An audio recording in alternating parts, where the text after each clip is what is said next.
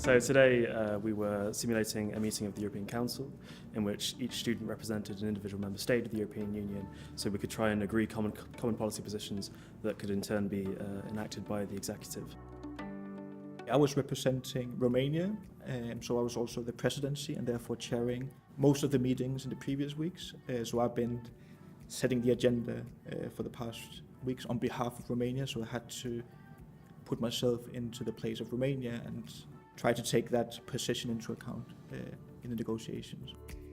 I had the pleasure to take the role of Spain, which was a really interesting challenge for me, and something that I actually wanted to take because I have been studying about Spain before as well in Hungary in high school. So my role was the delegate for the United Kingdom, which is obviously a very interesting role at this time in political history.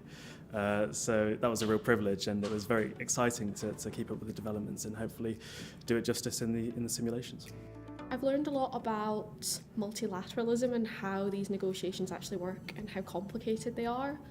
I think I didn't really understand necessarily how it all worked within an organisation like the EU before I started, so I have a better understanding of that and how the EU functions.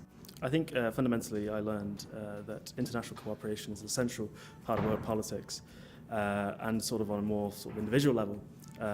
Getting to know your students in an engaging learning environment is also very beneficial for personal development.